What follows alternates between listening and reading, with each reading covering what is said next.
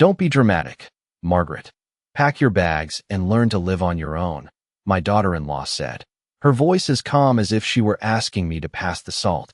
And for a moment, I truly believed I had misheard her, because just hours earlier, I had been standing beside my son's casket, watching them lower him into the ground, feeling like the world had already taken everything from me. And yet here she was, sitting across from me at the same dining table where I had served Sunday dinners for over 20 years, telling me I no longer had a place in the only home I had left. I didn't answer her right away, not because I didn't have words, but because I suddenly realized that anything I said in that moment would only give her more power, and I refused to let her see how deeply those words had cut.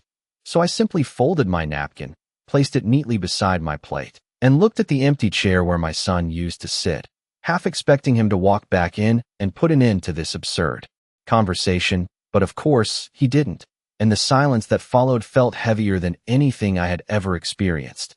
Ashley leaned back slightly, crossing her arms as if she had just completed a routine task, her expression composed, almost bored, and that was when it hit me. Not the cruelty of her words, but the certainty behind them. The way she spoke as if this decision had already been made long before tonight, long before the funeral, maybe even long before my son took his last breath. I glanced around the room, taking in the familiar details, the oak cabinets Daniel had insisted on installing himself, the small crack in the wall near the window, the faint scent of coffee that never quite left this house. And for the first time, I understood that none of it belonged to me anymore, at least not in her eyes. I'll need some time, I said finally, my voice steady, surprising even myself, and she gave a small shrug, as if granting me a favor I didn't deserve. A week should be more. Then enough, she replied, already reaching for her phone, already moving on, as though she had just rearranged furniture instead of dismantling a life. I nodded once, slowly, then pushed my chair back and stood, my knees threatening to give out but holding firm, because I refused to let her see me falter. Not now, not ever again. As I walked out of the dining room, I could feel her eyes on my back, measuring, calculating, waiting for me to break, but I didn't. Not then, not when I reached the hallway, not even when I closed the bedroom door behind me and leaned against it, staring at the neatly made bed that still carried the faint imprint of the life I had shared with my son under this roof. Instead, I took a slow breath and let the silence settle around me, because somewhere beneath the grief, beneath the shock, something else had begun to take shape, something colder, something clearer. And as I looked at my reflection in the mirror, at the tired eyes, the silver hair, the woman she had just dismissed so easily, I realized one simple truth that Ashley had overlooked, and it was a mistake she would come to regret. I might have lost my son, but I had not lost myself. The house felt different that night, not just quieter, but hollow in a way I had never noticed before, as if every wall had shifted slightly while I was not looking. And I moved slowly through the hallway with my hand brushing against the surface I had painted myself 15 years ago, remembering how Daniel had stood behind me, laughing when I got a streak of white paint in my hair, telling me I should leave it there because it made me look younger, and I paused outside his old bedroom, the door half open, the faint scent of his cologne still lingering in the air, even though he had not lived here in years. And for a moment, I let myself step inside, my eyes tracing the familiar outlines of a life that now existed only in memory, the baseball glove on the shelf, the framed photograph from his college graduation, the small crack in the window he had promised to fix but never did. And I realized that everything in this house still carried his presence except the one thing that mattered most, him. Downstairs I could hear Ashley moving around, the soft clink of dishes, the low murmur of her voice on the phone, already discussing something in a tone that sounded far too casual for a day like this, and I stood there listening without meaning to, catching fragments of her conversation that made my chest tighten, not with sadness this time, but with something sharper, something that felt dangerously close to clarity. Yes, a week at most, she said, her voice steady, almost impatient. I just need her out so we can move forward. And there was a pause before she added, quieter now. The realtor is already lined up, and I closed my eyes, letting those words settle into place because they confirmed what I had begun to suspect at the table, that this was never about concern or practicality or even grief. It was about control, about timing, about a plan that had been carefully arranged long before tonight. I stepped back into the hallway and gently closed the bedroom door behind me, not because I was ready to let go, but because I understood now that holding on to the past would not protect me from what was coming. And as I walked into my own room, I noticed small things I had overlooked before: the empty space in the closet where a few of my coats used to hang, the drawer that no longer held the documents I kept neatly organized for years, the subtle but undeniable signs that someone had already begun erasing me from this house piece by piece. I sat down on the edge of the bed and rested my hands in my lap, feeling the weight of the day pressing down on me. But beneath that weight, there was something else beginning to take shape, something steady and unyielding, because I had spent decades building a life, raising a son, managing a home, and I knew the difference between chaos and intention, and what Ashley was doing was not impulsive. It was deliberate, and that meant it could be understood, anticipated, and if necessary, stopped. I looked toward the nightstand where my phone rested, and for a moment I considered calling someone, anyone. But then I remembered the conversation I had 2 days ago, the one I had not fully understood at the time, the quiet voice of a man introducing himself as Howard Bennett, asking if we could meet regarding something Daniel had arranged shortly before he passed. And at the time, I had been too overwhelmed to think much of it, too consumed by hospital visits and difficult goodbyes. But now, sitting alone in a house that was no longer mine, those words returned with a clarity that felt almost like guidance, and I reached for my phone, my fingers steady as I scrolled through my recent calls until I found his number. And I did not hesitate this time, because whatever Daniel had left behind, whatever he had tried to protect, I had a feeling it was the one thing Ashley had not accounted for. And as the line began to ring, I realized that for the first time since my son died, I was not just reacting to what was happening to me. I was preparing for what came next. Howard Bennett answered on the third ring, his voice calm and measured in a way that immediately set him apart from the chaos that had settled into my home. And when I introduced myself, there was no hesitation on his end, no need for explanation, as if he had been expecting my call all along, which in a way, he had. "Mrs. Collins," he said, his tone respectful but direct. "I was hoping you would reach out sooner, but I understand these past few days have not been easy." And I found myself gripping the phone a little tighter, not because I felt weak, but because his words carried a weight I had not allowed myself to fully acknowledge until now. The idea that Daniel had anticipated something, that he had made arrangements I did not yet understand. "You mentioned something he arranged," I said, keeping my voice steady, careful not to reveal too much of what I had already begun to suspect. And there was a brief pause on the other end before he continued. "Yes, about 72 hours before his passing, Daniel came to my office, and he was very clear about what he wanted to protect." And those words settled into me slowly, not as comfort, but as confirmation, because my son had always been careful, always thoughtful, and if he had taken the time to meet with a lawyer in his final days, it was not something small or routine. I stood up from the bed and began to pace the room slowly, my steps quiet against the hardwood floor, as if movement might help me process what I was hearing. "Protect from what?" I asked, and again there was that measured pause, not hesitation, but precision, as though he was choosing his words carefully, from any potential misinterpretation or misuse of his estate. He replied, and I did not need him to say more for the meaning to become clear, because I had already heard enough downstairs, already seen enough in the subtle changes around me to understand exactly who Daniel had been thinking about. I stopped near the window and looked out into the darkened yard, the same yard where Daniel used to run as a boy, where he built his first treehouse with his father, where he once told me he would never let anything happen to me as long as he was around. And I felt a quiet ache settle in my chest, not the sharp grief from before, but something steadier, something that felt like resolve taking root. "What exactly did he change?" I asked, and this time Mr. Bennett did not pause. He updated his will and placed specific conditions on the property and financial accounts, conditions that would only be activated under certain circumstances. And I closed my eyes for a moment, letting that sink in, because Daniel had not just left something behind. He had anticipated a situation, he had created a safeguard, and more importantly, he had trusted that I would eventually understand it.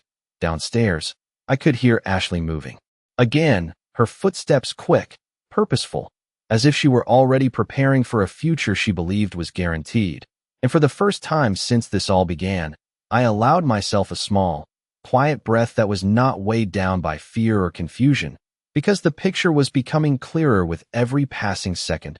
"I would like to meet," I said, turning away from the window, my voice calm, almost detached, "as soon as possible." And he responded without hesitation, "I have an opening tomorrow morning at 9:30. My office is about 15 miles from your home.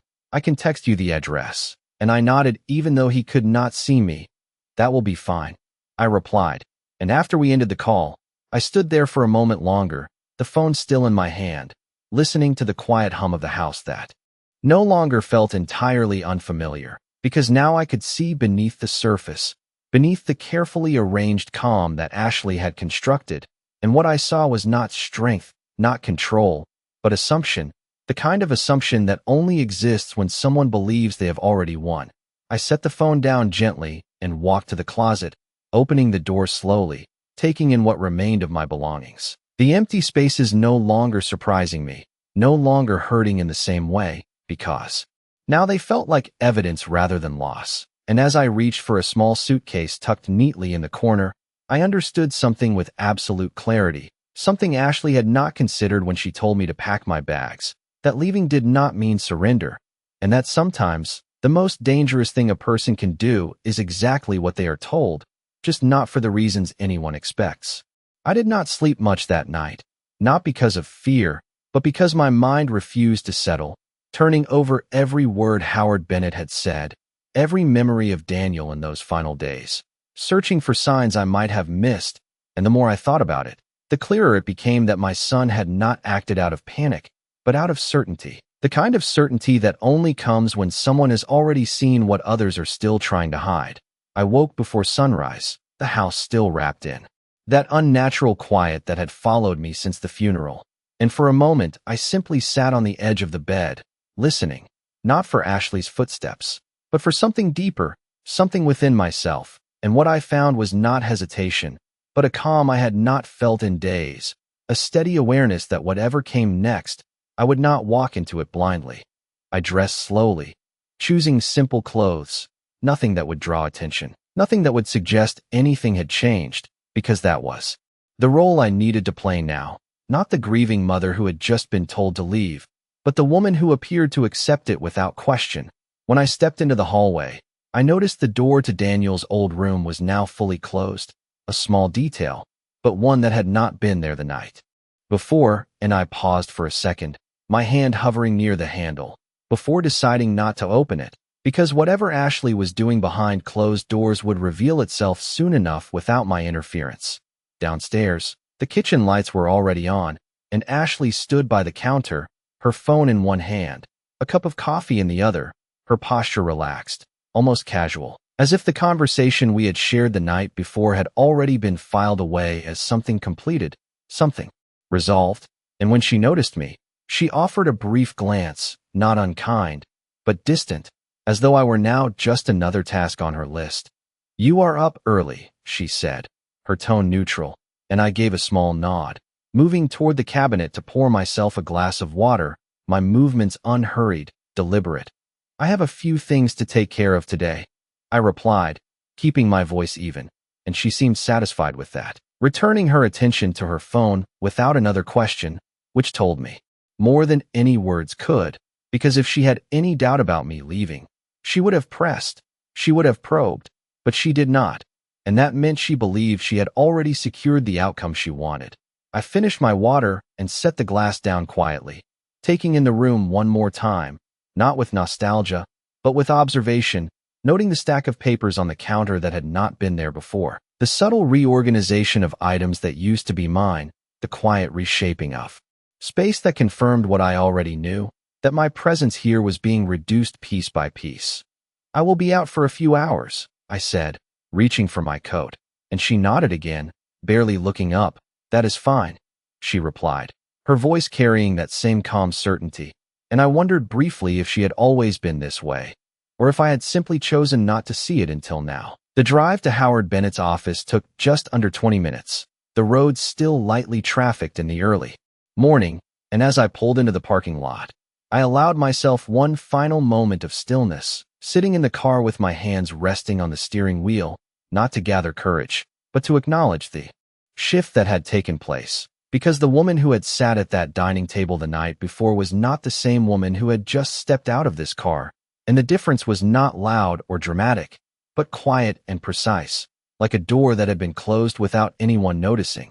When I entered the building, the receptionist greeted me with a polite smile and directed me to a waiting area, and within minutes, Howard Bennett appeared, his presence exactly as I had imagined from his voice, composed, attentive, and entirely focused. And as he led me into his office and closed the door behind us, I realized that whatever Daniel had left in his care, whatever protections he had set in motion, this was the moment I would finally see them clearly, not as possibilities, but as facts. And for the first time since all of this began, I felt something that had nothing to do with grief at all, something steady and unshakable, because the truth, once revealed, does not ask for permission to change everything, it simply does.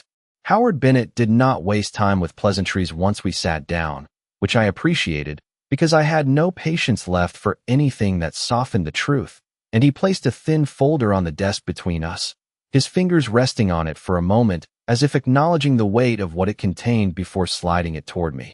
I opened it slowly, not out of hesitation, but out of respect for the fact that whatever was inside had been put there by my son in his final days, and the first page was a formal document, clean and precise, outlining amendments that had been made to his estate just 3 days before he passed.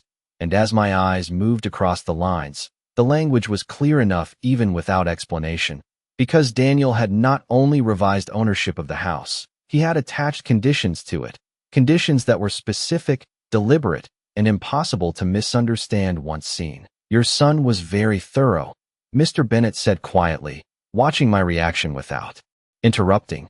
And I nodded slightly, continuing to read, my focus sharpening with every sentence, because the house, the one Ashley believed she was about to sell, was not solely hers to control, not even close, and in fact, it had been placed under a protected structure that ensured it could not be transferred, sold, or altered without my direct consent that I had never given and had no intention of giving under the circumstances. I turned the page and found another section, one that detailed financial accounts I had not been aware of, accounts Daniel had set aside with clear instructions that they were to support me exclusively, regardless of any other claims. And I felt something shift inside me, not relief, but recognition, because this was exactly what he would have done, quietly, carefully, making sure that even in his absence, I would not be left unprotected. "There is more," Mr. Bennett added, and I looked up at him briefly before returning to the documents, where a final clause stood out with a clarity that left no room for interpretation, stating that any individual who attempted to coerce, pressure, or remove me from the property under false pretenses would forfeit any and all benefits tied to Daniel's estate. And I let that sentence settle fully before closing the folder, my hand resting on it in much the same way as had moments earlier. For a few seconds, neither of us spoke, and I realized that I did not need to ask what this meant, because the implications were already clear. Ashley had not only misjudged the situation, she had stepped directly into something she did not understand. "What would you like to do?" Mr. Bennett asked finally, his tone neutral, leaving the decision entirely in my hands, and I leaned back slightly in the chair, considering the question not as someone who had been wronged, but as someone who now held the advantage, because reacting immediately, confronting her, exposing everything in a single moment would have been easy, but it would also have been careless. And Daniel had not been careless when he set this in motion, so I would not be careless now. "Nothing," I said after a moment, my voice calm, steady, and he did not look surprised, only attentive, as if he had expected that answer as well. "For now, I will do exactly what she asked," I continued, folding my hands in my lap. "I will pack my things, I will leave the house, and I will let her believe she has already won." And there was a faint shift in his expression then, not disagreement, but understanding, because he could see the reasoning behind it without needing it explained. "And when the time comes?" he asked, and I met his gaze directly, feeling none of the uncertainty that had followed me just hours earlier. Then we will make sure everything is handled properly, I replied, and that was all that needed to be said, because the rest would unfold exactly as it was meant to. When I left his office, the sunlight outside felt different, not warmer, not brighter, but clearer, as if the world itself had come into sharper focus now that I understood where I stood. And as I drove back toward the house, I did not rush. I did not rehearse what I would say, because there was nothing to say yet, only actions to take, small, deliberate steps that would lead exactly where they needed to go. And when I pulled into the driveway and saw Ashley's car still parked where it always was, I allowed myself one quiet breath before stepping out, because for the first time since she told me to pack my bags, I was ready to do exactly that, just not for the reasons she believed. I did not announce my return when I stepped back into the house, and for a moment I simply stood in the entryway, listening to the quiet hum of the air conditioning and the faint sound of a television playing somewhere deeper inside, because it struck me how quickly a place could begin to feel unfamiliar when the intentions within it changed, and I set my keys down gently on the table, the soft click echoing more than it should have in a space I had once filled with conversation and warmth. Ashley appeared a few seconds later, drawn by the sound, and she paused when she saw me, her expression briefly shifting as if she were trying to measure something, not my presence, but my mood, my reaction, the way I carried myself after being gone for the morning, and I gave her nothing to read, no hesitation, no resistance, only a calm that felt almost foreign even to me. "You are back early," she said, her tone casual, and I nodded once, slipping off my coat and hanging it neatly where it had always been. "I had what I needed to take care of," I replied, keeping my voice level, and she watched me for another second before turning slightly, as if satisfied that nothing had changed, as if the outcome she expected was still firmly in place. I walked past her into the living room, my eyes moving slowly over the furniture, the photographs, the small details that had once told the story of a family, but now felt like pieces of a stage being quietly rearranged, and I did not rush, because there was no reason to rush anymore. Every movement I made now had purpose, every choice was deliberate. I went upstairs and opened the closet again, pulling the suitcase out fully this time and placing it on the bed, the zipper making a soft sound as I opened it. And I began with simple things, clothes I could fold neatly, items that would not draw attention if they were gone, because I understood now that what mattered was not what I took, but what I left behind for the right moment. Downstairs, I could hear Ashley moving again, her footsteps steady, her voice occasionally rising as she spoke on the phone, and though I could not make out every word, the tone was enough. Confident, assured, the tone of someone already planning the next step of a process she believed was under her control, and I allowed myself a small pause as I folded another sweater, not out of doubt, but out of clarity, because everything she was doing, every call she made, every plan she set in motion, was building towards something she would not be able to finish. I closed the suitcase halfway and sat down on the edge of the bed, looking around the room one more time, not with the weight of loss, but with a kind of quiet understanding, because this was no longer about holding on, it was about timing, about allowing events to unfold just far enough that the truth, when revealed, would not be questioned or dismissed. A soft knock came at the door, and before I could respond, Ashley stepped inside, her eyes moving quickly over the suitcase, taking in the sight with a subtle satisfaction she did not quite hide. "I see you are making progress," she said, her voice light, almost approving, and I met her gaze briefly, giving her a small nod. "I told you I would take care of it," I replied, and she smiled then, a small, contained smile that did not reach her eyes. "That is good," she said, stepping further into the room. "It will make things easier for everyone." And I wondered, not for the first time, if she truly believed that, or if she simply needed to say it out loud to make it feel justified. "I will be out of your way soon," I added, closing the suitcase gently as if sealing a promise she thought she had won, and she gave another nod, already turning toward the door, already moving on to whatever came next in her mind, because to her, this part was finished, this outcome already secured. When she left the room, I remained where I was for a moment longer, my hand resting lightly on the suitcase, feeling the quiet certainty settle deeper within me, because what she saw was exactly what I needed her to see. compliance, acceptance, the beginning of an ending. And what she did not see, what she could not see, was that every step I was taking was leading not away from this house, but directly toward the moment when everything she believed would finally begin to unravel. The next morning arrived with a quiet stillness that no longer felt heavy, but precise, as if every second had been placed exactly where it needed to be, and I woke before the alarm, my eyes opening without resistance, my thoughts already clear, already settled into the rhythm I had chosen the day before, and for a moment I lay there, staring at the ceiling, listening to the soft hum of the house that no longer felt like it belonged to me in the way it once had, but also no longer felt like something I was losing, because what mattered now was not ownership in the way Ashley understood it, but control in a way she had not yet imagined.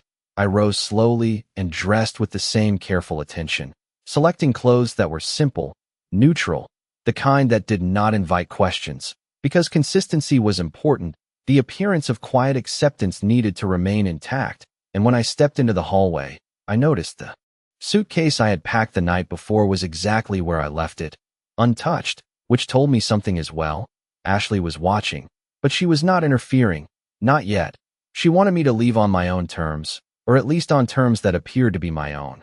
Downstairs, the kitchen was empty this time, the coffee maker still warm, a single cup sitting on the counter, half finished, and I moved through the space without hesitation, pouring myself a glass of water, taking a small sip as I looked out the window toward the driveway, where Ashley's car was gone, and I felt a quiet shift inside me, not relief, but opportunity, because her absence gave me something I had not yet had, time without observation.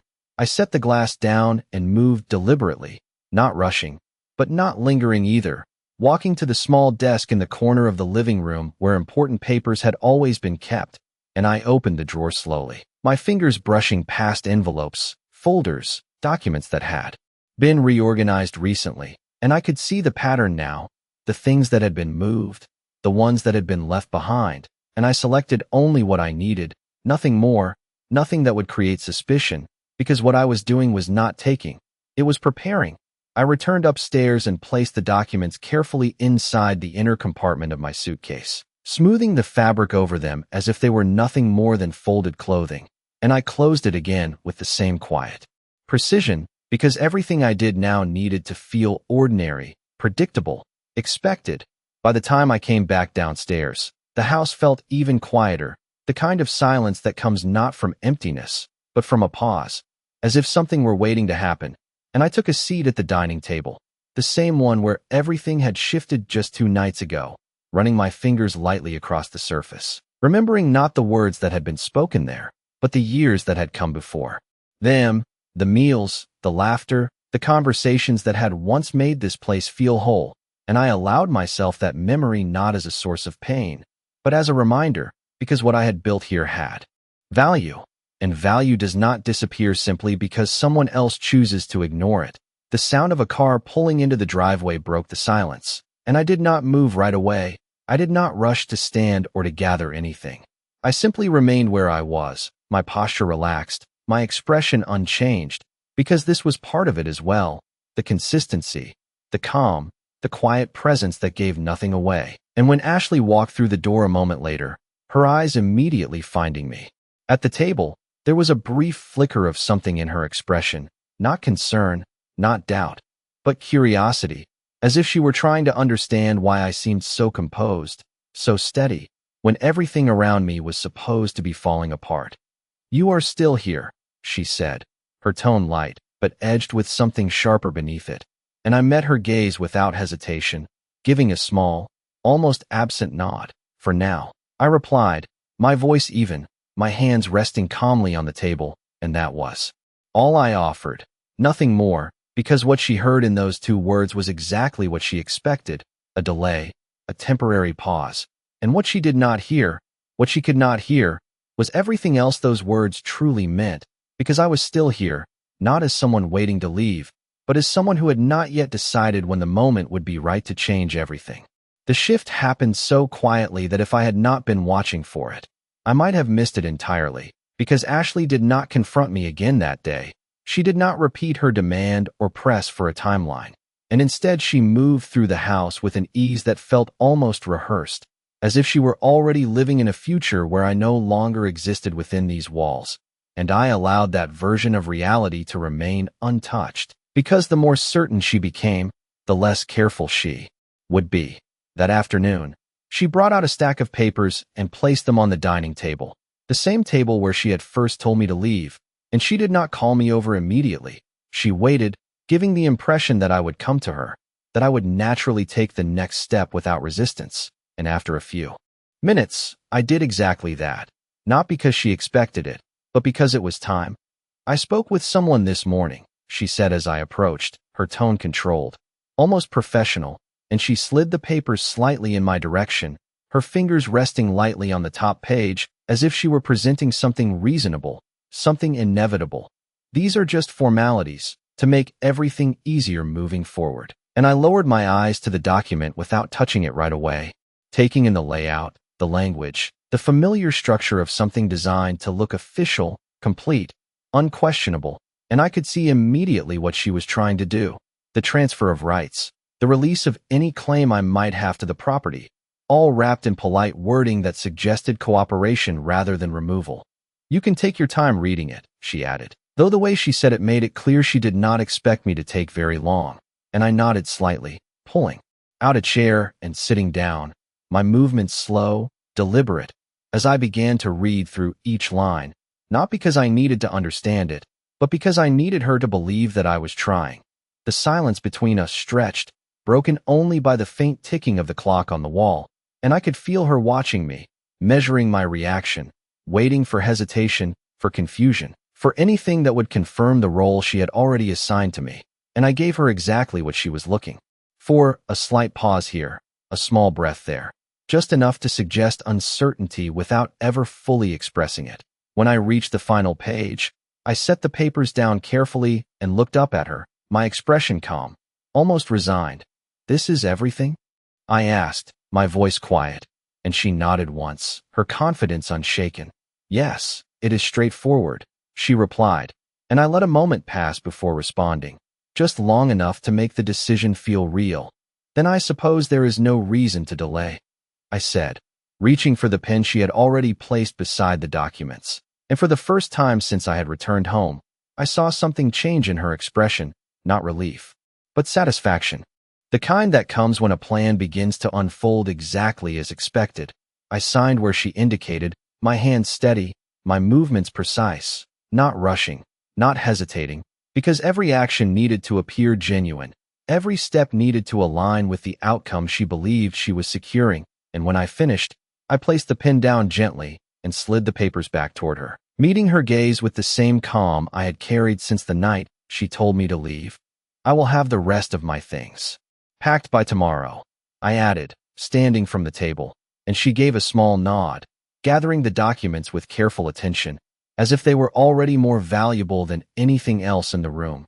"That would be best," she said, her voice light, composed, and I could see it now, the certainty, the complete lack of doubt, because in her mind, this was the final step, the confirmation that everything was now hers to control. I turned and walked away without another word, leaving her alone at the table with the papers she believed had secured her future, and as I reached the staircase, I allowed myself one brief glance back, not at her, but at the space itself, because what she held in her hands was not what she thought it was, and what I had just done was not what she believed it to be, and the difference between those two things was about to become something she would not be able to ignore.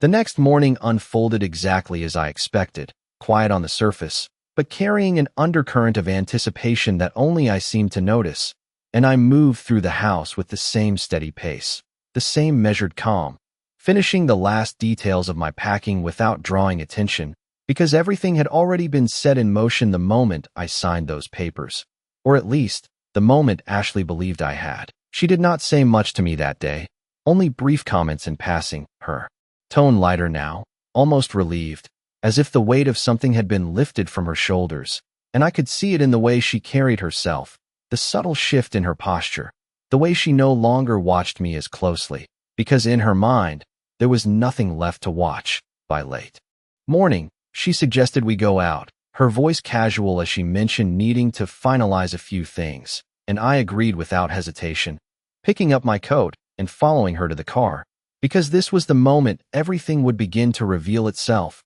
not through confrontation, but through confirmation. The drive was quiet, the kind of silence that no longer felt uncomfortable, but purposeful. And when we arrived at the office building, I recognized it immediately, not because I had been there before, but because it was exactly the kind of place where she would expect everything to be made official, controlled, secured. And as we stepped inside, she walked ahead with quiet confidence, greeting the receptionist by name, as if she had already been here more than once, as if this was the final step in a process she had carefully arranged. We were led into a conference room, the table polished, the chairs neatly aligned, the air carrying that familiar stillness of a space where decisions are meant to feel permanent. And Ashley placed her folder on the table with a small, satisfied motion, turning slightly toward me as if to acknowledge the moment. "This will not take long," she said, her voice calm, assured, and I gave a small nod, taking a seat across from her, my hands resting lightly in front of me, because there was no reason to rush, no reason to interrupt what was about to unfold.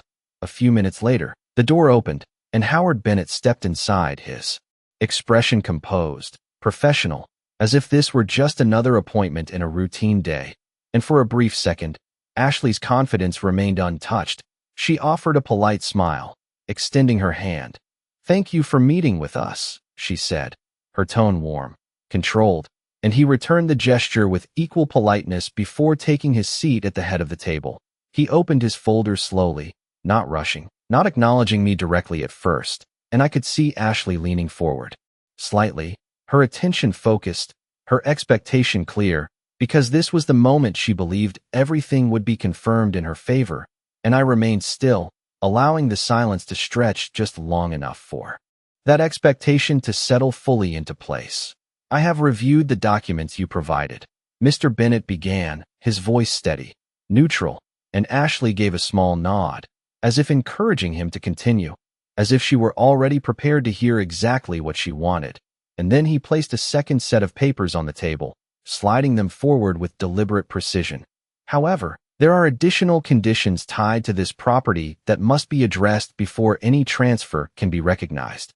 And that was the moment everything shifted, not loudly, not dramatically, but unmistakably, because Ashley's expression changed just slightly, a flicker of confusion crossing her face before she could fully conceal it, and I watched her carefully, not with satisfaction, but with clarity, because this was the beginning of the truth she had never considered.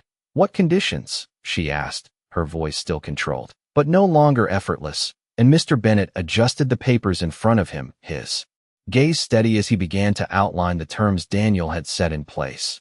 Terms that did not ask for permission, terms that did not bend to expectation, and as each word settled into the room, I could feel the balance shifting, not in my favor, but toward reality itself, the kind that cannot be avoided once it has been spoken aloud. And for the first time since she told me to leave, Ashley was no longer certain of anything. The room did not react all at once. It changed in layers, subtle at first, almost imperceptible, as Howard Bennett continued speaking with the same calm precision, outlining each clause Daniel had put in place as if he were simply reading from a routine document. But there was nothing routine about the effect it was having, because with every sentence, Ashley's posture shifted just slightly, her shoulders tightening, her fingers pressing more firmly against the edge of the table, the quiet confidence she had carried into the room beginning to fracture in ways she could not immediately control. "The property," Mr. Bennett continued, his tone even, "is held under a protected designation that requires the explicit and voluntary consent of Mrs. Margaret Collins for any transfer, sale, or modification." And I watched as Ashley's gaze flickered toward me for the first time since we sat down, not with authority, not with expectation, but with something far less certain, something that had not been there before. "But she already signed the release," Ashley said quickly, her voice still composed but no longer effortless, and she reached for the folder she had brought, flipping it open with a controlled urgency, as if the document itself would restore the reality she had walked in with. And Mr. Bennett nodded slightly, acknowledging the motion without interrupting it. "Yes, I have reviewed that document," he replied.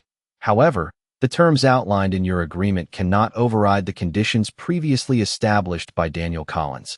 And that was the moment the certainty left her completely, not in a dramatic display, but in the quiet stillness that followed. The kind that settles when something no longer makes sense the way it was supposed to. That does not make any sense, she said, her voice lower now, sharper, as if trying to force the situation back into alignment. And I remained still, my hands resting lightly in front of me, because there was nothing for me to add, nothing for me to defend.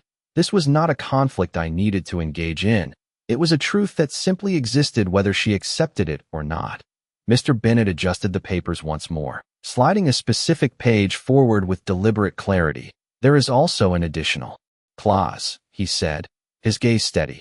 Any attempt to pressure or remove Mrs. Collins from the property under misleading or coercive circumstances results in the immediate forfeiture of any benefits tied to the estate. And this time, there was no mistaking the reaction. Ashley's expression stilled completely, her hand freezing mid-motion as the words settled fully into place, not as a possibility, but as a consequence. That is not what happened, she said quickly, almost reflexively, but the strength in her voice was gone now, replaced by something more fragile, something that had not been part of her plan, and Mr. Bennet did not argue. He did not raise his voice, he simply met her gaze with the same measured calm. That determination is not based on interpretation, he replied. It is based on documentation and circumstance. And he let that sentence rest in the space between them without elaboration, because it did not require any. I could feel the shift fully now, not just in her, but in the room itself. The balance no longer tilted in her favor, no longer shaped by her assumptions, but anchored in something far more solid, something she could not move or dismiss simply by insisting.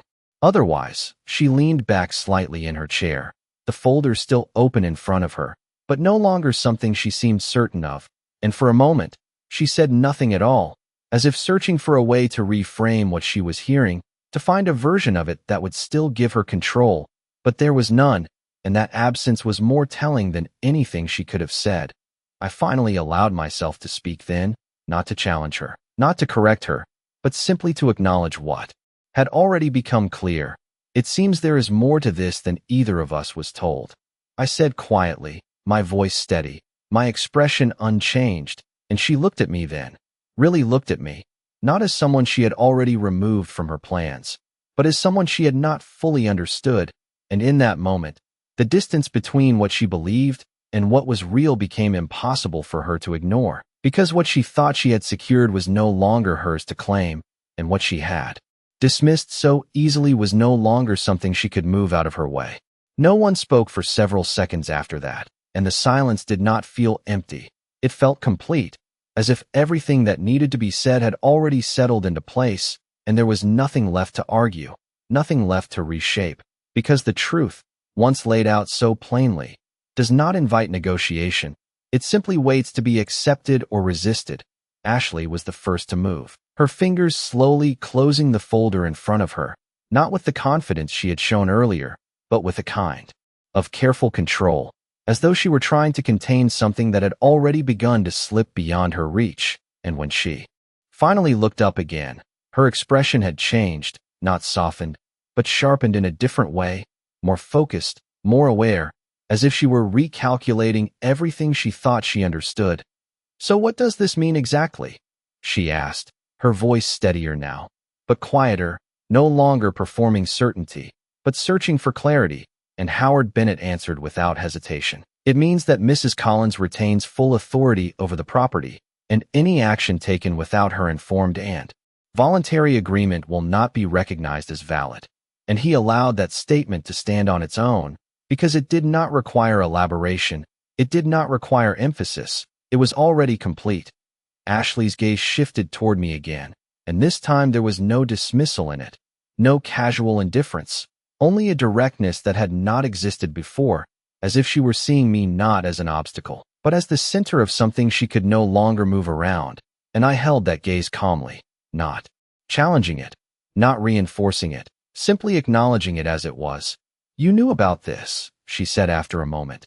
Not quite a question, not quite an accusation, and I considered her words carefully before responding, because this was not a moment for reaction, it was a moment for precision. I knew enough. I said quietly, my voice even, my posture unchanged. And that answer seemed to land more heavily than anything else that had been said, because it confirmed what she had begun to suspect, that the version of events she had been relying on was incomplete, that there had always been something beyond her view.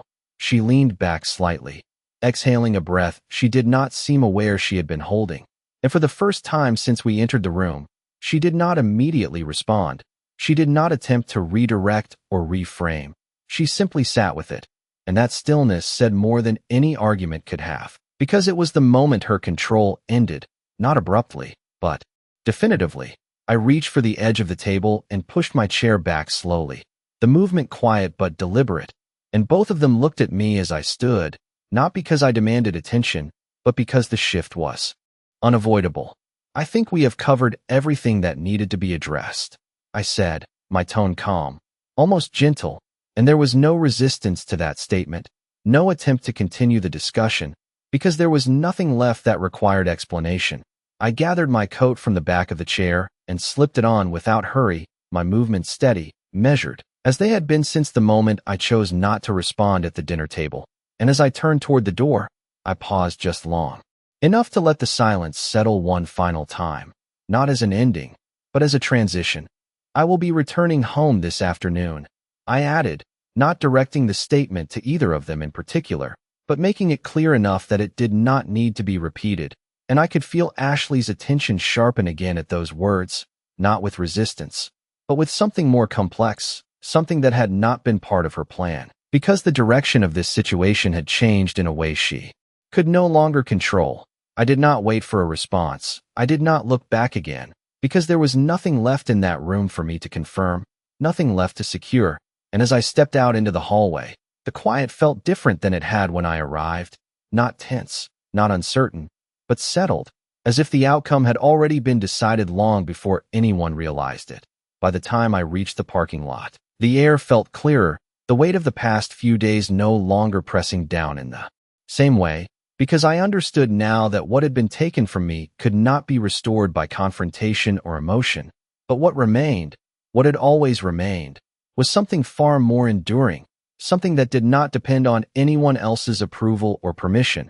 And as I opened my car door and prepared to leave, I knew with complete certainty that the next time I stepped into that house, it would not be as someone being asked to leave, but as someone who had never truly left at all. When I pulled into the driveway that afternoon, nothing about the house had changed, and yet everything had. The same white siding, the same front porch, the same narrow crack along the walkway that Daniel used to complain about fixing, but the difference was not in what I saw, it was in what I understood, and I stepped out of the car without hesitation, closing the door gently behind me, as if I were returning from an ordinary errand instead of walking back into a place where I had been told I no longer belonged. Inside, the house was quiet again, the kind of quiet that no longer felt heavy, but settled, and I moved through the entryway with the same steady pace, setting my keys down in their usual place, not because I needed to prove anything, but because I no longer felt the need to ask permission for what had always been mine. Ashley was in the living room, seated with her phone in hand, and she looked up as I entered, her expression unreadable for a brief moment before she straightened slightly, as if preparing for a conversation she had not yet decided how to begin, and I did not speak first. I simply walked past her, removing my coat, and placing it on the chair with quiet precision, because I understood now that words were no longer necessary to establish what had already been made clear. "You went to see him," she said finally, her voice measured, not accusing, but not casual either, and I paused just long enough to acknowledge the question before continuing toward the staircase. "Yes," I replied, my tone even, and that single word carried more weight than anything else I could have said, because it confirmed what she already suspected without offering anything further. I did not wait for her response. I did not turn back. I simply went upstairs and opened the bedroom door, stepping inside with the same calm I had carried all day, and the suitcase I had packed sat exactly where I left it, closed, ready, a symbol of something she believed was still inevitable, and I walked over to it, resting my hand on the handle for a brief moment before pulling it upright. not because I was leaving, but because I was choosing when and how that moment would exist. Downstairs, I could hear her footsteps now, slower, more deliberate than before, and I knew she was following, not out of control, but out of uncertainty. And when she appeared in the doorway, she did not step inside. Immediately, she stood there, watching, as if trying to understand what she was seeing, what had changed without her permission. "So what happens now?" she asked, and there was no edge in her voice this time. Only a quiet attempt to regain footing in a situation that no longer belonged to her. And I turned slightly to face her, not fully, not confrontationally, just enough to meet her gaze with the same calm I had carried since the beginning. "Now," I said, my voice steady, "things continue the way they were meant to," and I let that sentence rest between us without explanation, because she did not need clarification, she needed time to understand it. I lowered the suitcase back onto the bed and opened it slowly, not rushing, not hesitating, and began placing my things back where they belonged, reversing the steps she thought had already been completed, and I could feel her watching, the realization settling in piece by piece, not all at once, but steadily, the same way the truth had revealed itself to me. She did not argue. She did not stop me, because there was nothing she could say that would change what had already been decided long before either of us sat at that table. And as I moved through the room, returning each item to its place, I understood something with complete clarity, something that did not need to be spoken aloud, that a home is not defined by who claims it in a moment of control, but by who has the right to remain when that control fades. And when I finally closed the closet door and looked around the room once more, everything felt exactly as it should. Not restored, not unchanged, but settled. And for the first time since Daniel was gone, I allowed myself a quiet breath that carried no weight at all, because I had not fought, I had not argued, I had not needed to, I had simply remained, and in the end, that was the one thing no one had been able to take from me.